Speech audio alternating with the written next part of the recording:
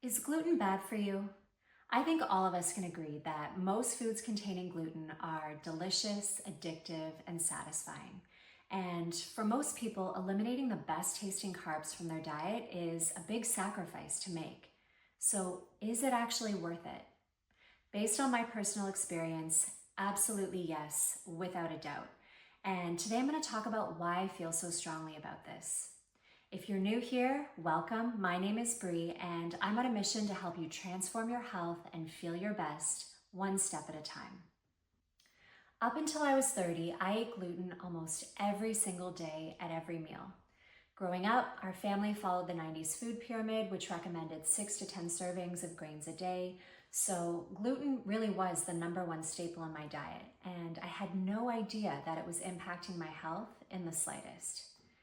Back in my 20s, I actually remember laughing with my roommate about the whole gluten-free craze because it felt like overnight, almost every health food at the grocery store suddenly had a gluten-free label, as if everybody was walking around with some mysterious allergy we knew nothing about. Was it just a marketing ploy? I thought so. Up until I became a mom and had an emergency C-section with my first son, and then started experiencing major digestive trouble. So just to backtrack, I've never had digestive issues in my entire life. But I think the stress of that surgery, compounded by sleep deprivation and a colicky baby, just pushed my body over the edge.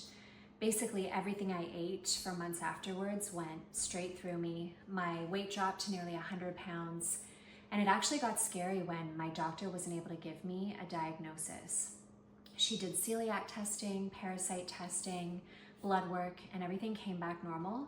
So eventually she just said, well, why don't you try taking this probiotic? That's the best advice I can offer, and sent me on my way.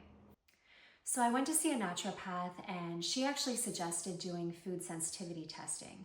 And that's when I discovered that I was having a major inflammatory response to gliadin, which is actually a protein found in gluten. So I removed all gluten from my diet completely, along with a few other foods that I was reacting to, and my symptoms improved dramatically. She also referred me to an osteopath who diagnosed me with ileocecal valve syndrome, which can be brought on by major trauma or stress like abdominal surgery. And within 2 weeks, he was able to completely reverse that, and then all of my symptoms went away completely. I actually plan to do a whole other video on this topic, but today I just wanted to focus on gluten because my point in sharing all of this is that I only found out by mistake that I have a gluten sensitivity, and I never would have done this testing if I didn't have a C-section and didn't experience digestive trouble postpartum. But it actually turned out to be a huge blessing because once I eliminated gluten from my diet, for the first time in my life, my skin was completely clear. My anxiety and brain fog lifted. I no longer experienced painful periods, gas, or bloating. I honestly felt like a new person. At the time, I didn't even attribute not eating gluten to the changes I was experiencing. I actually thought maybe it was from the hormonal changes I was going through as a new mom. So eventually, I started eating gluten again. But as soon as I did, all of my symptoms came back. At the same time, my husband was experimenting with a low-carb, gluten-free diet, and he was noticing some big health improvements too. So then I got really curious. Why did the absence of gluten transform our health? The truth is, I could sit here talking about gluten for hours and why it's especially problematic in North America compared to Europe. But in the interest of time, today I'm going to talk about the top 3 reasons. Number 1. Gluten can trigger the release of zonulin, which is a protein that loosens the tight junctions within our intestinal lining. And when that happens, waste and toxins can literally slip through the cracks, which then leads to cell damage, chronic inflammation, and in severe cases, autoimmune disease. Number 2, gluten can negatively impact the gut microbiome. Now this is where it gets really tricky because people have been eating gluten for thousands of years without any trouble.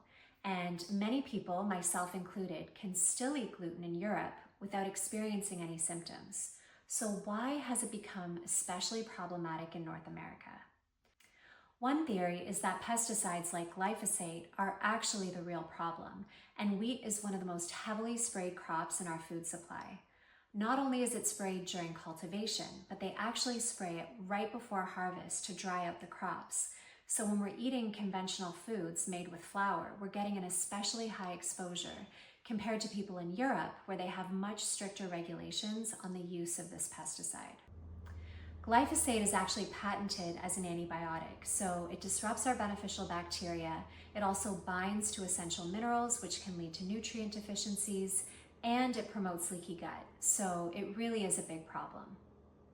Number 3, gluten can also damage the villi in our small intestine, which can cause malabsorption of nutrients, and the systemic effects of this compounding inflammation can also lead to joint pain, skin rashes like eczema and psoriasis, and it can also impact our neurological function through the gut-brain axis. Anyway, I have a lot more to share on this topic, but I do hope this information was helpful for today. And I'm really curious to know if removing gluten from your diet also helped to improve your health. So please let me know in the comments below. If you want to learn more about my health journey, I did another video talking about the benefits of red meat and how it can reduce inflammation.